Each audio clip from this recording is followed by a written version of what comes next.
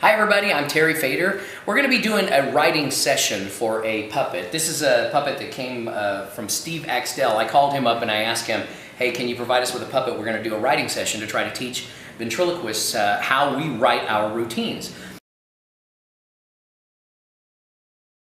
I've got a new road show that hopefully a lot of you guys will be seeing tonight at the Taft Theater. But that's really what this is about, is how to put together a professional routine. It's so much harder to do it by yourself. Most of us are not professional comedy writers. I actually do have a professional comedy writer on my writing staff who that's all he does. He works for a lot of top television shows. This guy can sit down and write 50 jokes. I can't do that, never have been able to do that. But what I do is I'm an idea man. So what I'll do is I'll listen to the jokes, I'll change them.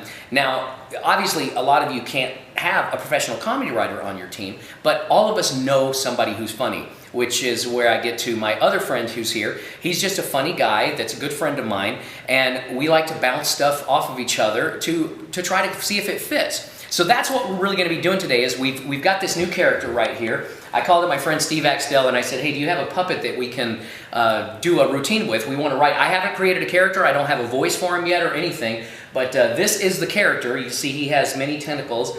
He's obviously an alien puppet. So why don't we go to John? John Max here. John Max is going to be kind of telling you about how, the process and some rules about comedy writing. I'm John Max. I'm one of Terry's writers. I've written for Jay Leno, The Tonight Show, Billy Crystal, Marty Short, Chris Rock, Steve Martin, Terry obviously for a number of years. And whoever it is, we write in the voice of that particular comic. And one of the most fun things for me is to sit down with Terry and with Pete, like we do here on a regular basis, as we come up either with new routines or we come up working on one of Terry's shows. Because the process is what's so much fun, and that's something that you really, as you're getting your career and your characters together and moving forward, enjoy the process. And what Terry said about having somebody like Pete and myself to come in and bounce, not only is it fun, but that's where the creativity comes from. There's a couple things that come to mind that you should do. The first is we don't edit.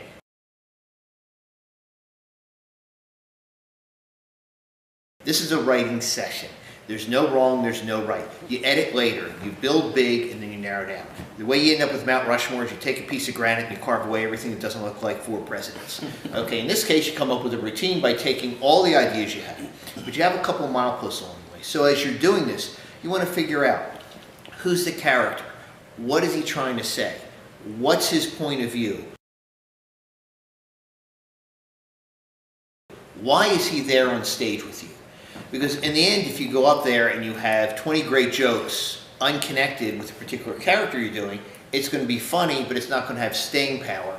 And eventually the audience is going to say, well, that doesn't really fit. Plus you have nothing to build on. So one of the things we do is, as we're building a character for Terry, as we're talking, sitting, we want to know who that character is. Why is he there? What does he do? So you want to think long term. You want to not edit. You want to have fun, and we want to bounce things back and forth over, off of each other, because there is no wrong. That's later when you have it all written down and you're starting to put it together. Then, of course, the most important thing is you got to try it out, because in the end, what you think is funny, what we think is funny, the audience is going to really dictate to you what, in fact, works.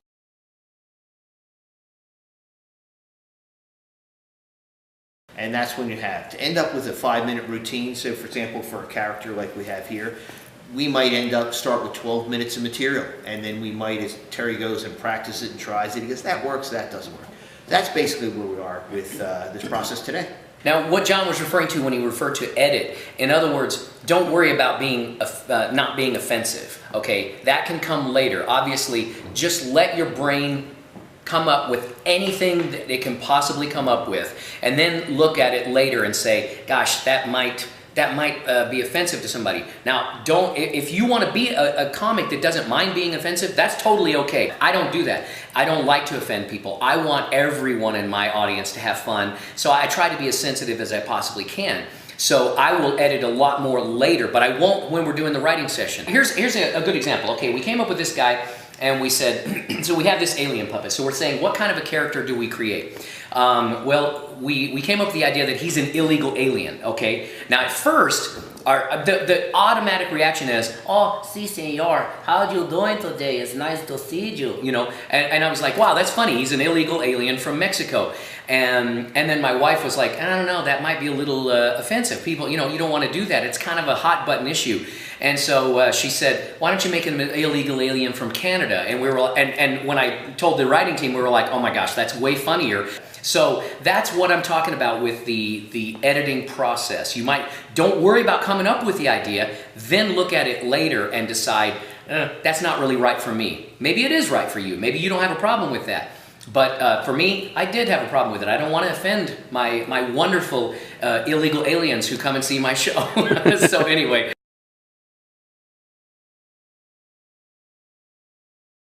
Some comics divide the audience. Not divide them among that audience there, but it's us against them. So Lewis Black, for example, when he does his comedy, very funny guy, but it's us in the audience. We smart people are against the stupid whatever in Washington, D.C.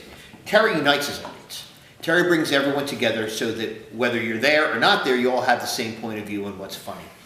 The other thing is what Terry was talking about when we made the character an illegal alien from Canada. Again, sometimes you take the easy layup on a joke. Sometimes a joke just screams to be done. It's so funny in and of itself, you got to do it. But in this case, the easy way out would have said, oh, he's from Mexico. Okay, no, it's a little harder to make it from Canada, but it's smarter and in the long run provides us with a lot more comedy and a lot more comic fodder over the long run.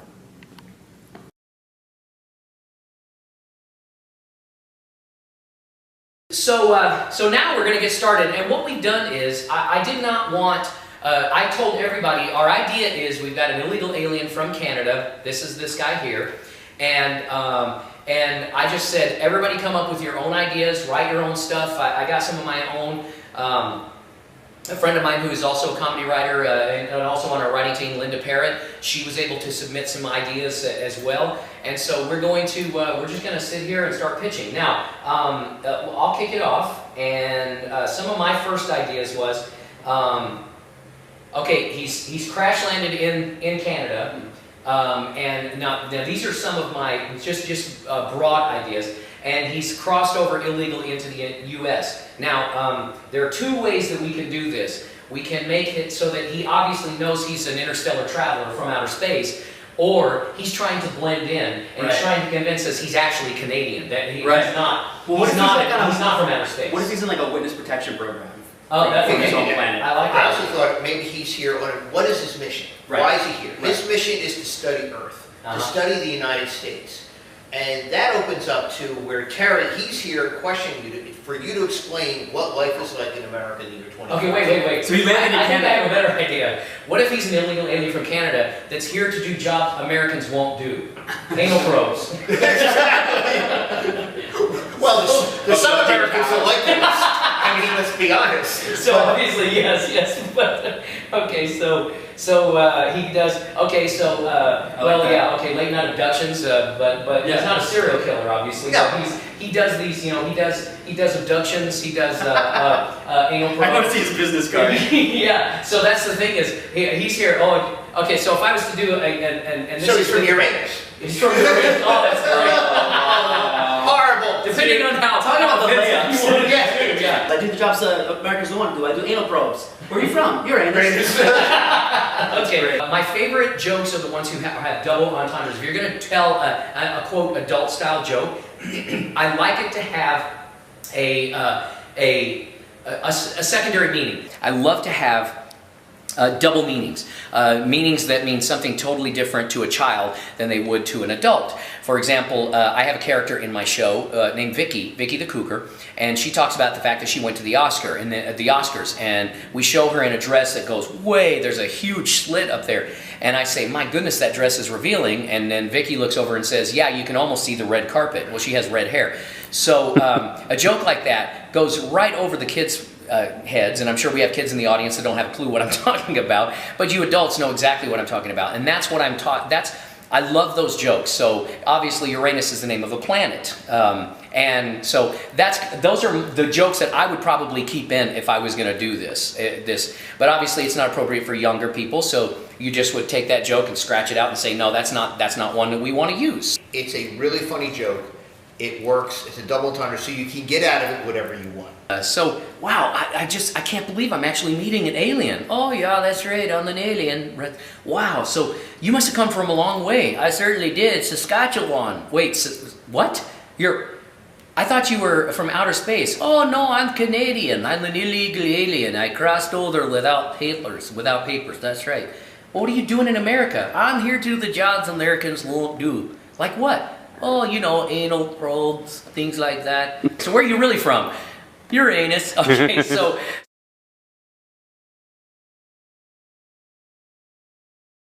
And by the way, the one thing is, when he used the word Saskatchewan, that's funnier than Canada. In the end, you go specific rather than more general. And plus, it's the K sound. There's nothing funnier than any word with a K.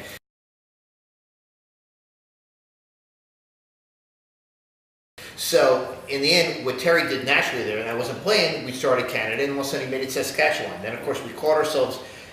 You stick, even if the logic seems weird, stick to internal logic. So what Terry did was, okay, Saskatchewan, well, maybe he landed there, but he came originally from Uranus. Right. So you can keep up that premise.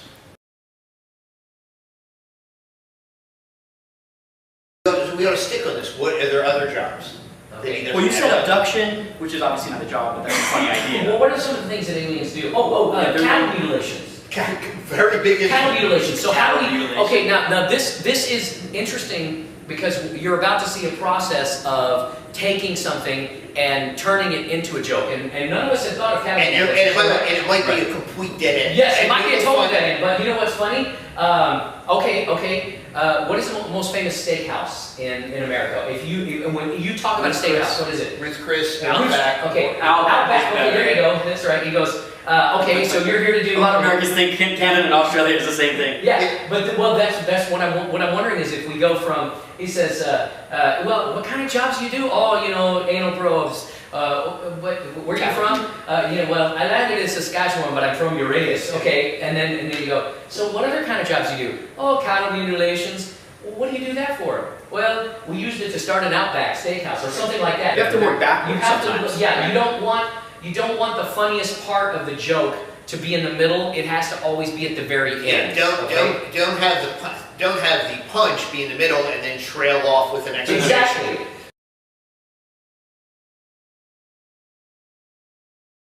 So it needs to end on the word Outback, if that's what it is, if that's what we're going to go to. Right. Or Outback needs to set up where you're taking it to. So for example, to me, I'm just going right now, so he's doing anal probes and Outback, either way, he's out in your back. I mean, Anal probes and an Outback is awesome.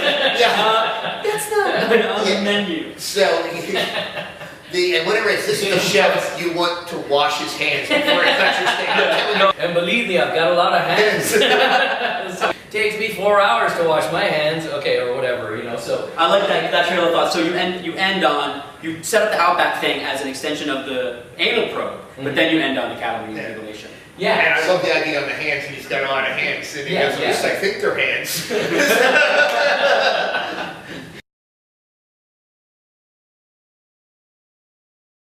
How many writers does Jay Leno have? We have 18 on the show. 18 writers on Jay Leno. So don't feel that you can do all this by yourself. There is no shame whatsoever in finding your funniest friend. And all of us, we all go to church with, or we went to school with, or we all know somebody that's a class clown that makes you laugh, that cuts up. That's the guy or the woman that you want to sit down with and just go, hey, listen, I'm trying to come up with some ideas. Let's bat some ideas around. I feel like it's like trying to play tennis by yourself. You know, like this is how you lob something over and then that person hits it back, and usually it's going to get better. Sometimes it gets worse. I like his landing in Canada thing. Why did he get there? Did he break down? You know, it's like, is he on a mission? Yeah, is he on a mission? If he broke down, it's like, yeah, it turns out my ship was made in Canada too, or whatever, you know, like some kind of silly joke, or maybe he hit a moose, you know, like, So, some reason that he landed in Canada. Canadian, Or if he's on a mission specifically, then what's in Canada? But also, I want to go back for a second. Let's hit our rule of threes, Okay. Which is, we know he's there for anal probes, we know he does cattle mutilations. Is there a third? Now, John just mentioned the rule of threes. I don't want to leave you out. You may not know what the rule of threes are.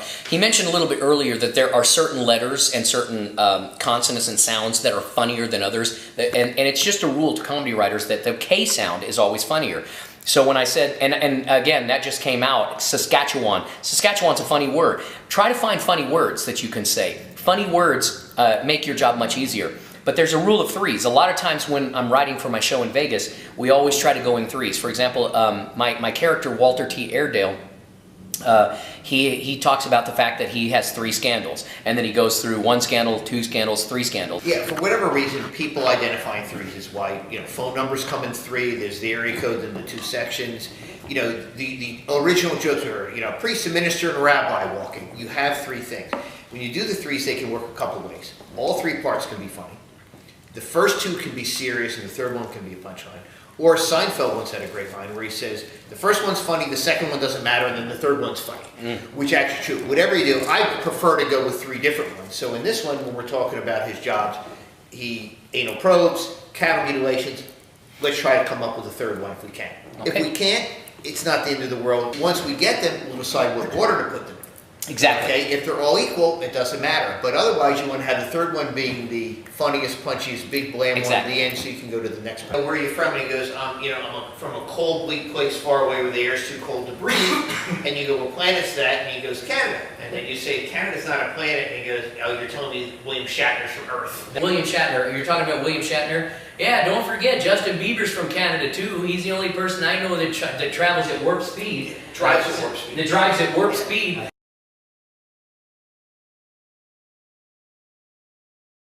So again, now a joke like that you have to be very careful with because it's only going to be good for a little while. Telling jokes about people and that's in the news, those are great for a few weeks, sometimes even a few months. But you have to be very careful about not keeping a joke in your show too long that is pop culture.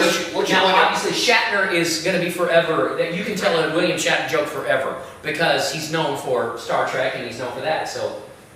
I mean, one of the things too is so your show should be obviously built around your premise. You want evergreens in it, jokes that will last forever. But always let the audience know. Treat them as smart. So when you get in that topical joke, when you get in that Justin Bieber joke, whatever, know it. Keep it for a week, 2 weeks, 3 weeks, 2 months, and then trade it out. Yeah, and you'll notice the audience laughter if you're doing it all the time. I have a show. I do 5 nights a week at the Mirage. And I start noticing, if I have a Lindsay Lohan joke in my show, I start noticing that, they're not quite laughing as much as they used to. If they're still laughing, keep doing it. You don't have to worry about it. And now one thing you don't want to do is you don't want to be doing, here we are in 2013. If you're still doing Bill Clinton jokes, people might still laugh at those jokes, but I can promise you when they leave, they're going to say, holy cow, they're still doing Bill Clinton jokes. So you got to be careful. You don't want to do stuff that's like ancient, old, stuff that's...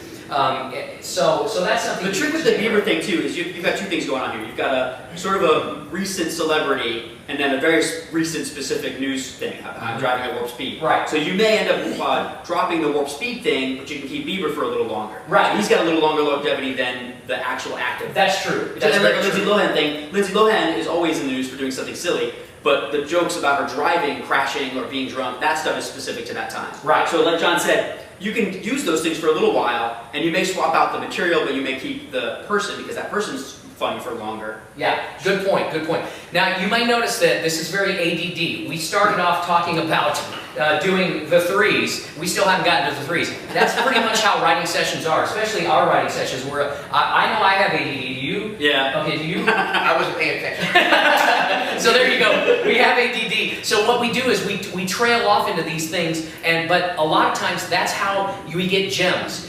So don't worry about that. You don't have to worry about being structured. The idea is to get a routine. And as we're doing this, we're coming up with more ideas. And as we come up with all these ideas, then we take the jokes and go, man, I really like the William Shatner joke. That should go here. And somebody should be... Well, I was just saying, what's important about this is that everybody has a slight role. Now, we're all obviously throwing stuff into the ring, But if nobody's writing this stuff down, then the ADD becomes a real problem. Normally somebody will be writing down every single joke. People, I mean, who wants to talk about anal probes? But you know, when you get 50, you should get one. So, and when you get to be 80, you should get 2. So what type of anal probes do you do? Well, 3 different sizes. 3 different sizes. Chloe, Courtney, and Kim. Or as we call them, them on our planet, the mother load. We want to take our character. What else does he do? Why else is he here? What else is he doing? Is he commenting on Earth? Is he reporting back? Is he? Does he want you to explain what is going on? Do we want to make it? That gets a little too much topical, or just about trends in society. I mean, where are we going to take him next? This is a perfect question with something like him. You want to be careful about making sure that your character stays in character. You don't want to just start randomly telling jokes. I love the fact that we were able to get a Kardashian joke in there, and yet it's still relevant to his character. Think of shows like Third Rock from the Sun. Why did that work so well? They were fish out of water. That's what he is. He's a fish out of water.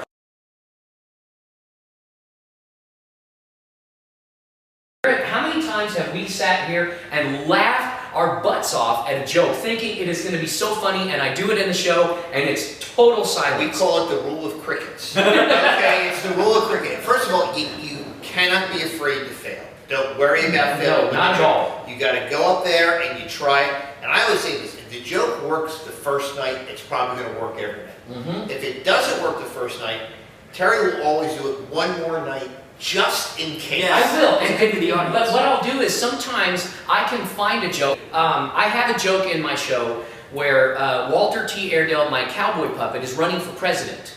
And he talks about, and obviously it's relevant because of all the birth certificate stuff with Obama, but Walter says that he's having trouble because people are accusing him of not being born in America.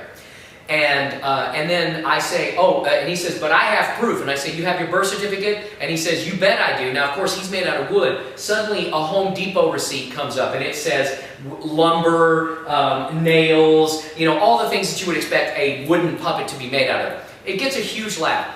The very last thing on there, it says brass nuts. Now, once again, that's a double thing. Brass nuts, you can actually buy brass nuts from there. But of course, we always say brass cojones or whatever. And then the first night, I tried it, and I worded the joke. I did not word it right.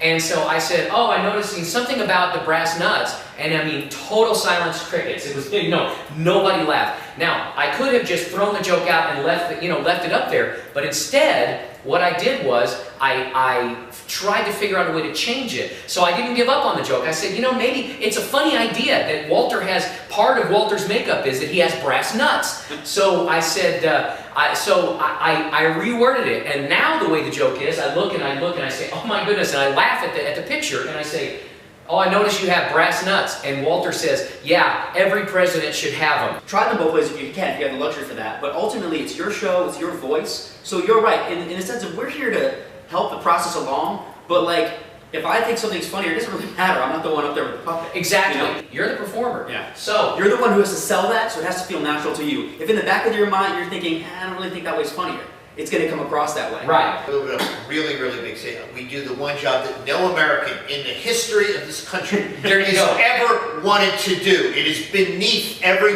member of this society. What's that? A Celine Dion impression. A Celine Dion impression. I'm here to do jobs Americans won't do. Oh, really? Like what? Oh, listen, there's one job that no American in the history of the whole wide world would ever possibly want to do. I'm telling you, no one would ever want to do this, and that's what I'm here to do. Which one is that? A Celine Dion impression. Well, what other jobs do you do? Oh, of course, cattle mutilations. I don't understand that. Why in the world do you do that? Well, we started our own chain of steakhouses. Outback, you may have heard of them. Outback? I've heard of that. Yeah, which leads me to my third job Americans won't do, anal probes. Okay, that's perfect. So at this point, what Terry's come up with and what we've all come up with here is the basic start of the bit. Whether it's 2 minutes or 3 minutes, we've got that set. Now you want to take it to the next level. And to me, that is, again, we still have to we want to come up with a name for the character, but why else is he here? He does the jobs that Americans don't want to do, but there has to be something more. So the question would be, is he here to report back to his home planet?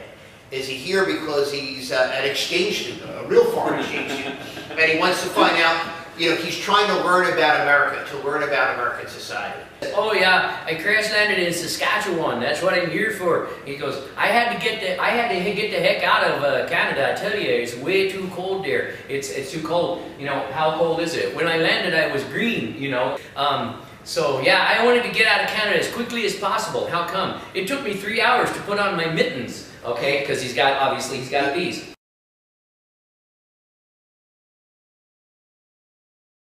You also could do, and again, this depends on the type of comic you are and the type of routine you want to do, you could do what are called formula jokes. And that's not to knock them.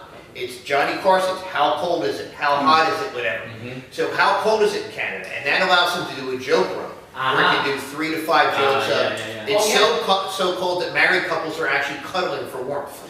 You know what I mean? So you can do a bunch of those where you write about 8 jokes, pick the best 3 to 5, and you can do bam, bam, bam, with you reacting to the character like, oh, come on. Yeah, exactly. Oh, I'm an illegal alien. That's right. You know, how did you know I was an alien? Well, I mean, it's kind of obvious. Oh, geez, I thought I was blending in.